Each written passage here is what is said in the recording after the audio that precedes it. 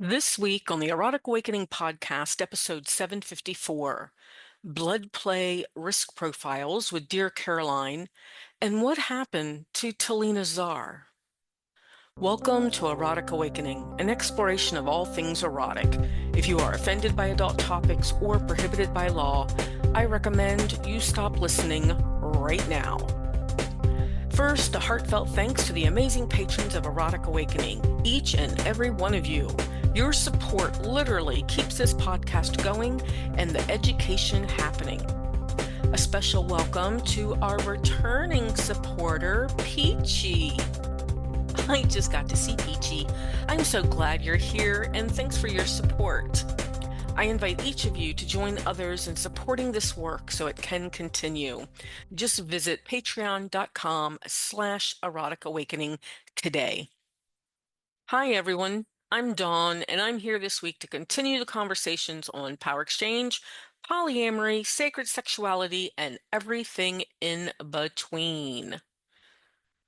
Hi, everyone. I'm Dawn, and I'm here this week to continue the conversations on power exchange, polyamory, sacred sexuality, and everything in between.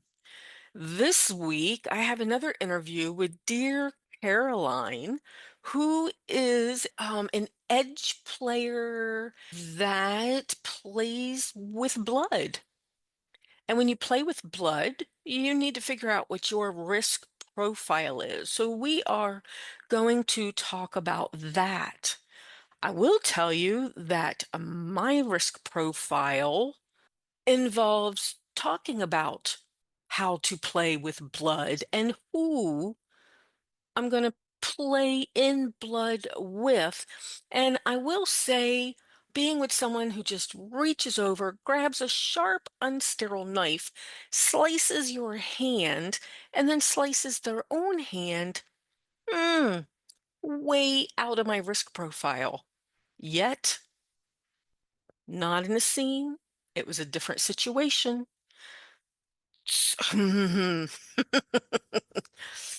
Let's just say it goes beyond my risk profile. But I did have that happen to me and got tested soon after and got tested 6 months later. So we will be talking about things like that and why you should look at your risk profile before playing with anyone where blood might come into play. So let's hear what Dear Caroline had to say about this. I'm sitting here once again with Dear Caroline, who I got to meet at Naughty Revival in Minneapolis. So, having you on the show a few times, you've got great stuff. Welcome. Thank you. And yes, thank you so much for saying that I've got great stuff. It's always good to hear that. It's always good to see you again. Awesome. So, one of the classes that you had was something along the lines of blood risk profiles. And I think I was teaching across from you on that one, so didn't get to attend. And it really grabbed my interest simply because I'm getting more into blood play. And I got some events coming up and some things coming up and some stuff I want to do. And I don't have the same partners I used to have that were fluid bonded. So I'm going to be playing with new people. And how would I go about figuring out what my risk profile is or what I need to know? Yeah, which are both excellent questions to start with. That's really always where it starts. Risk profiling, obviously, is always a huge part of anything that we do in kink and BDSM. At the most basic level, it's about determining what risks you yourself are willing to take and figuring out ways you might be able to mitigate those risks because at the end of the day, we want to do what we want to do. We want to find the safest possible way to do it, but recognizing that the only truly safe way to do something is to just not do it at all. And that doesn't work for us. That doesn't work, no, because I'm No. getting more into, I'm literally sitting here right now going, what could I do with blood? Blood is cool. Smear the Hmm. blood. Oh, wait. Yep. Yep. Yeah, when we're talking about blood play, it adds kind of a different level to risk profiling Because blood is one of those tricky things, right? I'm sure everyone has heard of the risks that are involved in terms of transmitting infections and things like that. HIV is a huge one, but also all the variations of hepatitis and other bloodborne pathogens as they are known. So, because blood is one of those materials that tends to communicate those kind of things between people more quickly and easily, maybe than other bodily fluids, it's something to really investigate with yourself and with your partners before you choose to engage in blood play. I myself am a heavy blood player. I love blood. I love playing with other blood players. We derive an extraordinary amount of joy from seeing blood, playing with blood, all of that kind of stuff. But there are just kind of a couple of things that you have to think about when it comes to either breaking your own skin, having your own blood drawn, or drawing blood of others. The biggest one is definitely that cross-contamination factor. And this really applies pretty strongly to toys and materials that are used. Anything that comes into contact with the blood is potentially contaminated with whatever might be in that blood. So, in the case of, really straightforward blood play that like maybe it's needle play or something like that, then the materials that are getting blood on them are probably aftercare supplies, the needles themselves, that kind of thing. But there are many other forms of blood play. One of my favorites is blood impact play, Ooh. where you're using a lot of impact toys, which are designed to break the skin. So you're seeing a lot of spikes, a lot of sharp edges, things like that. And obviously, depending on what is coming into contact with the blood, it may or may not be something that you can clean easily. So you have to think about not only, okay, whose blood is it that we're talking about? And then asking yourself, what is your comfort level in terms of STI testing? That's always kind of a good place to start because obviously we can test for HIV, we can test for hepatitis. Those are typically part of a standard STI panel. And most kinksters have some kind of regular schedule they tend to keep to in terms of their own STI testing. It really depends on the individual, right? If you are someone who has one partner and you're monogamous with them, they don't have any other partners, you're fluid bonded, all of that kind of stuff, you may not necessarily need to test very often. But if you're someone who has a multitude of partners and those partners have a multitude of partners and you're a little more into the relationship anarchy kind of model, well, that's a different story, and that might mean you want to get tested more frequently, right? So it's really kind of for you to determine that. But with blood play, it's thinking about whose blood is getting drawn, and if it's your own, okay, you need to think about your own testing. But if it's someone else's, also, being willing to have that conversation with them. And that's a basic conversation that should always kind of happen in really every negotiation in BDSM. But particularly in blood play, you kind of need to ask yourself, how soon was their last test? And what is your comfort level? Are you okay with they tested within the last 3 months and everything was fine? We're good to go. Do you want something more recent? Do you want to actually see results? I've had some partners that are like, send me, a screenshot of the results and they want to see that. Others are more trusting and they're like, if you tell me you're good, then you're good. So you just kind of have to determine what you feel the most comfortable with, and part of that might depend on the person, right? If it's a new partner, that's usually, that merits more investigation into these things than someone who you've played with for a long time that you might be introducing blood play into the dynamic or the relationship. I think one of the reasons, it just struck me, it's like one of the reasons that I don't know, is this true? I was going to say that I don't know how to negotiate when it comes to blood play is because most of my kink life has been in Columbus, Ohio. And in Columbus, Ohio, once the health department figured out that we were breaking skin at events, they said no. Columbus, Ohio, you cannot pierce the skin. You cannot break the skin on purpose. So we kind of like skip that piece because we're never negotiating blood play on purpose. But I'm traveling more now and interested in it, and it's different rules for different places. We have a guy in Cleveland that this is his thing, and he has like a barbed wire flogger, Hmm. and it is his, and he is the only one that uses it, right? And he knows who's going to use it on him. Of course, he's still got to keep it clean and stuff. But I got to thinking, wow, even if you're near that scene, you need to know Yep. what's going on because that's a flogger. It's not like Hmm. it's sweat. Yes, exactly. And yeah, I also have a barbed wire flogger slash cane. It's hard to call it a flogger because it doesn't really, it's not as malleable as most floggers. So I kind of Uh-huh. think of it more like a cane. But yeah, those are all important things to think about. Who else is present is a really big one. If it's just you and the other person alone in a room in the comfort of your own home, that's a very different environment than in a club or at a party, whether that's a public party or a more private one at someone's residence or anything like that. Oftentimes, when I decide to engage in any kind of blood play, when there is going to be, mixed company, I always want informed consent. I always want everyone there to be aware that blood play is about to occur, even if it's relatively contained, right? So if I stick a couple of needles in someone and I pull them back out and a couple of drops of blood kind of run down their skin, that's not usually something that worries people very much. It's when blood starts to move around and fly, which is what you do tend to see with impact.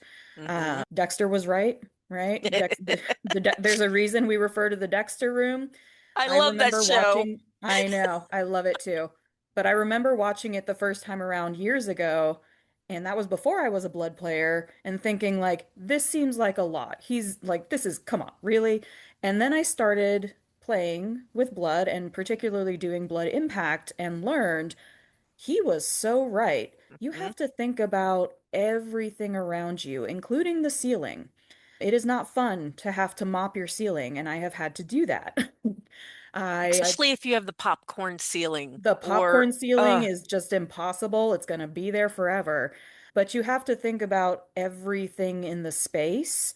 The best thing to do is to try and cover up everything in the space, but that's also, a lot of work. Going full Dexter room takes a lot of resources and a hmm lot of time, usually more than one person. But if you're going to be doing any kind of impact or any kind of playing with the blood, the risk becomes higher because who knows where it might go. I did a blood impact scene with a top that I play with frequently several weeks ago, and she is still finding droplets of blood in random places in the room that we were in. Part of the room was covered, not all of it. And so even though every time she thinks she's cleaned it all, she tends to find another little droplet that managed to fly somewhere really far away. So part of it is thinking about, just the stuff that's there and not getting it dirty, but the bigger consideration is other people, particularly spectators, right? I'm a huge exhibitionist. I love it when people are watching these terrible things happen to me, but especially with blood impact, the closer they are, the more likely it is that they could potentially get some blood on them. And it becomes riskier and riskier the closer they are, and also depends kind of on where the blood goes, right? If someone's watching a blood impact scene and a droplet of the bottom's blood gets in their mouth or their eye, that is a high risk infection moment. So normally people, I want to give people the option. Do you want to be behind a barrier? Do you not want to be in the room at all? And I've had plenty of people at parties, thanks for the heads up. Blood play is about to go down. I'm going to be in a different area of the house. And that's Right. perfectly fine. But we want to give people that opportunity for fully informed consent. If we think blood is going to fly even just a little bit, people need to know that, even people that maybe aren't in the room, because what if they walk into the room mid-scene? Or, Right. all of those little considerations. There's just a lot to kind of think about in the planning to mitigate all those risks of blood getting somewhere you don't want it to be. So that's where the know your risk profile comes into play.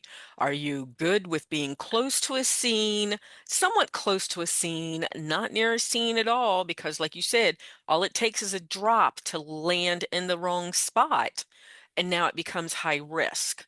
So Hmm. all of those things. And the other thing I want to mention is that we also have to think of not for all blood play scenes, but think of the blood testing of the person doing it, Hmm. right? Because a needle top can absolutely accidentally nick themselves before, nick, Hmm. breaking skin of the other person, even with the flogger, if it's grabbed wrong, whatever kind of Yep, accident happens, it is absolutely. sharp enough to slice you, sharp enough to slice anybody it comes into contact with.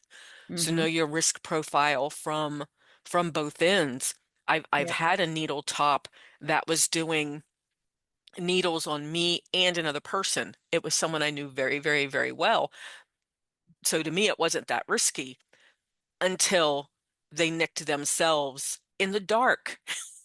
Things can It's go a usually in little the dark. wrong. I have Yeah. learned that having a flashlight, I have a headlamp. A lot of needle tops that I Uh-huh. know invest in a headlamp because yeah, the dark is not your friend when you're playing with needles and sharp objects. Nope. And other people close by, and yeah, Hmm. so it gets a bit risky. So I know what my risk profile is at the moment, but I also know that it's probably going to change. So my next step is more testing before I get down this route. I do a lot of testing anyway because I'm polyamorous, Sure. but let's do it again. I think really the other thing that I try and impress on people is thinking about toys and materials. If you're just doing some basic needle play, right, where needles are getting popped in someone, not a whole lot's happening with them. You're not like doing impact on those needles or anything like that. Needles are just going in and coming back out. Then, the needles themselves, those are going to be sterilized. Those are medical devices. But when it comes to other blood play toys, particularly blood impact toys, you're probably not going to see things that are sterilized, and the material can matter quite a bit. So there's this thing called porosity, which sounds super fancy. When I feel like whenever I say that, I'm starting to really get nerdy now. But what that essentially refers to when you're talking about materials is how many nooks and crannies are on the surface of that material. Can it catch liquids? Can it catch other things? And we're talking about microscopic, right? So if you think about like a wooden paddle, and we'll say it's an untreated wooden paddle, it hasn't been like varnished or dipped in polyurethane or anything like that, it's just wood. When you really, zoom in on wood, it has a million nooks and crannies. It is extremely porous. It will soak in blood rather than repelling it, which means that if I hit someone who has blood on their skin with a wooden paddle like that, their blood is going to be on that paddle forever. There's really no way to get it back out. Which, going back to what you were saying about that person, that with his barbed wire flogger, that is a very common thing to see that people who are blood players, they have a set of toys that have been used on them that have drawn their blood that they do not allow any other human being to use. Hmm. Sharing of toys is something that happens pretty frequently in the impact scene, I think. I've been hit with quite a variety of different objects that are owned by different people that were not intended to break the skin. Once you're adding that element of breaking the skin and drawing blood and blood getting on the toys themselves, the ability to clean those toys and clean them to a level that would make them safe to use on another person, that can be difficult. Other materials which are much better, so the majority of my toys that I use for blood play are stainless steel. I've got things that are like studded with stainless steel spikes, right? Things like that. Because stainless steel is one of those wonderful materials that doesn't soak up blood, it repels it. It is extremely easy to clean. There's a reason that surgical tools and scalpels and things like that are made of stainless steel because they can be sterilized again. But other items less so. There are some plastics that are good at repelling blood, but there's others that are not so much. So it can take quite a bit of research, but to me it's one of those areas of research that is totally worth your while to really kind of dig into because I don't think you can effectively build a blood play risk profile without having a decent knowledge of the different materials that might come into play and how blood will interact with those materials. Certainly, So if anyone is, coming at me with a new blood impact toy that hasn't been used on me before, as a bottom, the first question I ask is always, has this been used on anyone else? Has this drawn blood on anyone else? Because, going back to the wooden paddle example, if someone says, yes, this has had someone else's blood on it, for me personally, for my own risk profile, I'm going to say, okay, I'm not comfortable with that being used on me because I know that based on the material it is, that blood is probably still there in some form. And blood is one of those pesky things that can continue to be infectious even when it's old and dried. So, just a lot of stuff to keep in mind if you're going to go down that path. there was uh, the thing that popped into my head was vampire gloves.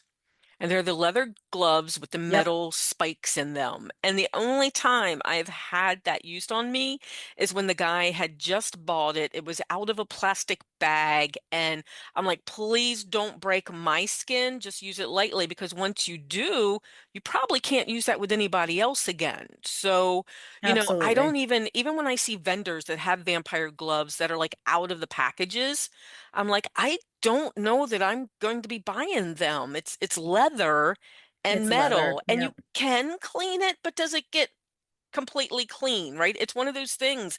I see Yeah. people like, "Ooh, look at me," and they're grabbing people, and I'm like, that's person to person, and now Hmm. that is a biohazard, right? Absolutely. Yeah. So, and I then, have a love-hate relationship with vampire gloves because I love the idea of them. I love the sensation. But as you say, most of them are made from leather, and leather, like most fabrics, is one of those materials that is gonna soak up blood. Yeah, leather vampire gloves, I would always say are kind of a single person toy. Once your blood is on those gloves, they belong to whose ever blood that was, right? yep, But again, with risk profiling, I never like to tell anyone what they have to do. right. There are some people out there that, depending on relationship, depending on who those gloves may have been used on before, depending on a lot of different factors, they might say, I'm okay with those being used on me. And as long as it's informed consent, I'm good with people doing whatever it is that they want to do. But that's all part of the risk profiling and building your blood play risk profile is asking those questions. And if you hit a wall where you're like, I'm not sure if this material, is going to work well or not. A lot of people, for example, think rubber and latex are non-porous and will repel blood, and you can just wipe off the blood and it's good to go. Those are both actually porous materials. Ooh, Yeah. Latex and rubber will both retain some of absorb, that yeah. blood and absorb it a little bit. Not Mm. enough so that you can see it with the naked eye, but it is still there. So it just takes a lot of digging deep and just being thoughtful. That's what I always tell people. Just be really thoughtful. Like blood play is not something that you should just, oh, I showed up at a party and someone's, got needles and like, think about it a little bit more. Be very thoughtful, consider all of these kind of different factors when determining if it is something that you want to do. And definitely factoring in how intense an activity are we talking. One needle, very different from full-on blood impact scene where, I'm getting beaten bloody and my blood is on the ceiling. Those are very Hmm. different things, right? Indeed. And then the last thing I was going to bring up with you is after playing with blood, the whole again, biohazard thing. I've had needles where I've had blood, and then I'm at an event and I have to get like from that play space to my room. So make sure you cover things up. You never know where that Mm-hmm. blood's going to go. We had a hook pull. Oh my gosh. So the last hook pull that I did, we got hooked inside the person's house and then went outside. Mm-hmm. Well, everybody was doing great. Everybody was doing great. And then one person had a bleeder. And oh my God, blood. We had everything covered except for the spot where she bled. Mm-hmm. So you walk, so Right. you have It to, always whoa, goes that way. stop. Yep. It's like, Yep. whoa, stop. Everybody stop. Don't move. Mm-hmm. No walking. No, let's get this all cleaned up or we're going to track it. And then Mm-hmm. right. So I have had where they've taken a great big piece of gauze, like the size of my chest, and said, here, because you're now a walking biohazard. Yep. Get to your room, get the bandages on, get covered Yep. up. And so, yeah, so the line that you said, be respectful. Mm-hmm. If you're respectful, you'll think about those things, the band-aids, the cleaning up after Absolutely. yourself, the covering of furniture if you're Mm-hmm. at a play party. Sometimes Yep. they have a medical room. That's where you want to be doing that stuff. Sharps For sure. containers. Yeah, all that. There's Ugh. so much pre-planning. Yeah, it's just not something you can wing, right? Because I mean, one of the most important things, like you just said, a sharps disposal container. If you're playing with needles, but there's no proper sharps disposal container available, that's a problem, right? We can't throw needles in the regular trash. We also don't really want to be recapping them. Some people are like, oh, we'll just put the cap back on. That can pose its own risks because that's actually one of the leading causes of people accidentally sticking themselves, right? Hmm. So, yeah, it just takes so much pre-planning, pre-thought. Be very considerate. Think about the space, think about who else might be in the space, what they have consented to. Think about testing, think about materials. It's a lot to think about. That being Hmm. said, as a heavy blood player, I fully support investigating all that. And if you end up where I am, I fully support that. I love playing with blood, but I am very thoughtful about it, and I have done a ridiculous amount of research into it before I've really gone down this road that I have been. Fabulous. Well, thank you very much for your time, Caroline. And I've got a feeling I'm going to be reaching out to you again over the year for other things. By all Hopefully, means. hopefully we'll see each other in person again. I'm sure we're both busy. If people want to get in touch with you, how would they do so? The quickest way is via Fetlife. That is definitely the social media I'm most active on. My Fetlife is at Dear Caroline. I also have a Fetlife account for my business, which is Needle Playground. I sell needle play stencils, porcupine quills, lots of sharp, pokey stuff going on. And that is at Needle Playground on FetLife.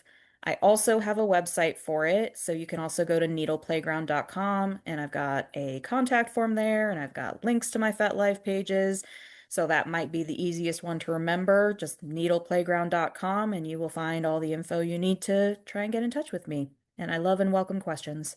Awesome. Fabulous. Well, thank you so much for your time today. And like I said, we'll see you again. All right, thank you, Don. Now, if you'd like to share a cup of coffee or conversation with me because I'm getting ready to be back on the road, here's where you can find me in person. New Mexico Leather and Kink Fair in Albuquerque on April 11th. I'll be presenting and vending. Primal Arts in Baltimore, May 7th through 11. I'll be presenting. Twisted Trist in Ohio, June 11 through the 14th, presenting. South Dakota in July. I'm going to go check out an event there. Seek a submissive retreat in Wisconsin, October 8th through 11. I'm probably presenting. Satiricon in Madison, November 14th, presenting and vending. More info to come as the details get ironed out. So keep up with all the places I'm presenting or vending, my online classes and intensives, book news, discounts, and more via the Erotic Awakening newsletter. When you sign up, get your EA shout out like Pup G in New Jersey. Head over to eroticawakening.com and subscribe to the newsletter today. So the next thing I wanted to talk about was what happened to Talina Zar. Now, I'm going to go ahead and give a trigger warning here. Okay? There is some, I was going to make this a whole podcast, but some of the details of this are a little gruesome, and I'm not going to go into a lot of that. So I figured I would just mention it here as an aside, as a co-topic on the show instead of a whole show. I'm going to let you guys do a little bit of your own research. I'm going to give you a link to a podcast after I give a few details. But first of all, some of you may know who Talina was. Most of you probably don't. But Talina was a partner of Master Zarius for many, many years. And they were the first couple that we chose to represent the Power Exchange Summit. They had great qualities as master and slave. They were in the Gorian community. They were just really good together, and we knew they would represent PXS very well. So they were the first title holders. They were the only title holders because we decided not to move on with that particular piece of Power Exchange Summit. That was back in, I think our first PXS was 2012. Well, come 2020, Talina and Master Zarius had already moved from Indianapolis to Tulsa, Oklahoma. Master Zarius passed. Talina got a roommate. So she has a house, she gets a roommate, and then COVID happens. And in April of 2020, Talina posted on her Facebook that she had contracted COVID. And she knew it had progressed to her lungs. So she was going to go to a lake that she enjoyed, and she was going to go there to either recover or die. She didn't want to tell her friends. She had not talked to her friends recently. She didn't tell any of her friends she was going to do this because she was afraid they would not respect her wishes of her DNR. So she got a lift to the lake. No one knows where this lake is, left her truck behind, and yeah, just disappeared. Well, someone saw the message on Facebook and saw that Talina had not written after that. So they're like, what the hell happened to Talina? Where'd she go?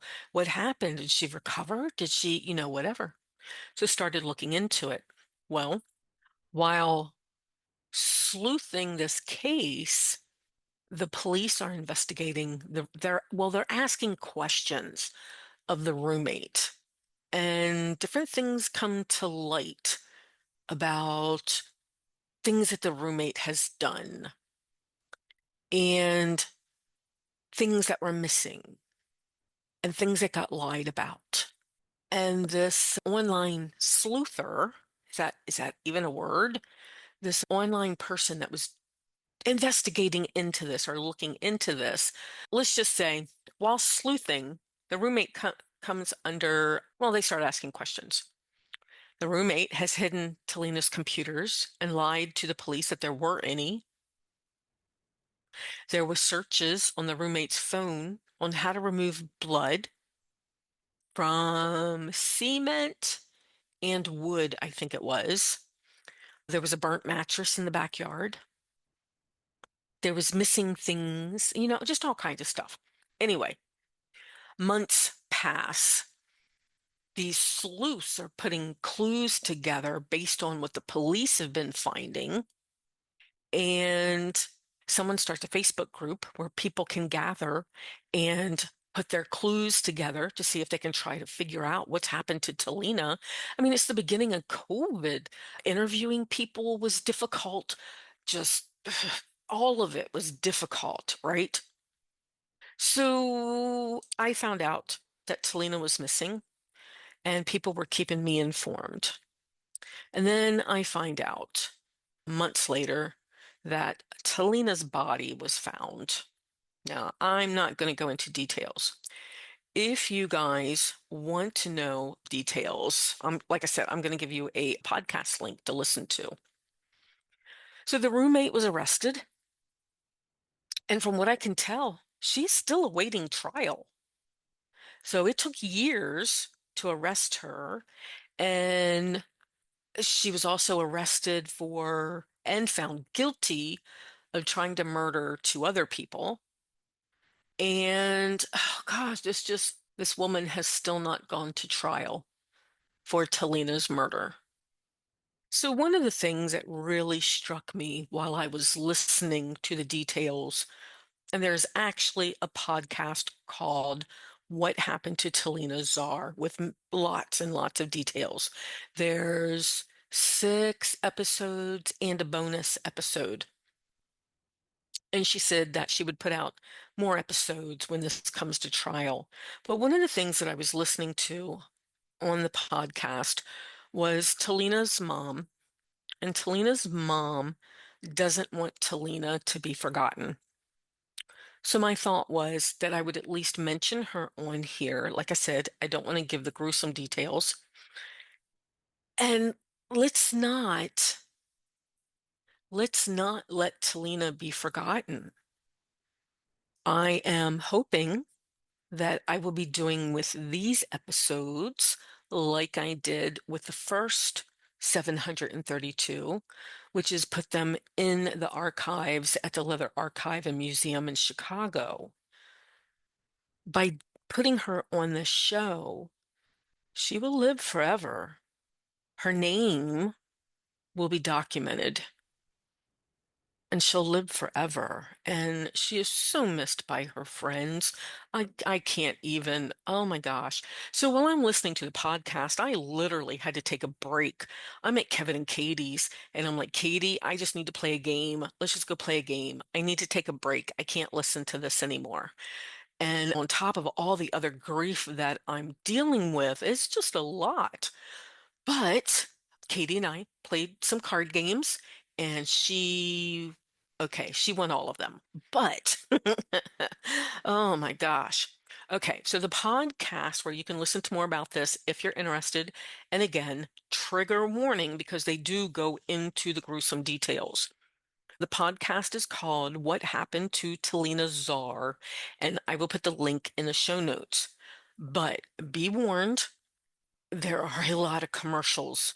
So, like the first 3 to 6 minutes of the podcast is advertisements, and there's more in the middle and at the end. So, I just fast forwarded past them.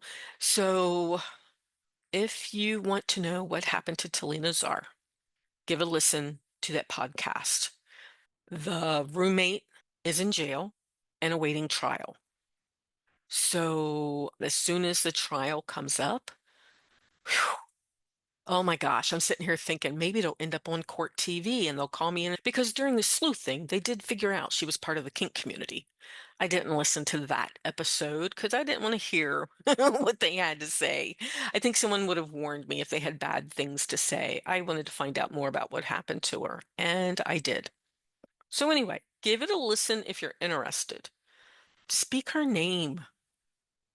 Speak her name so that she's remembered.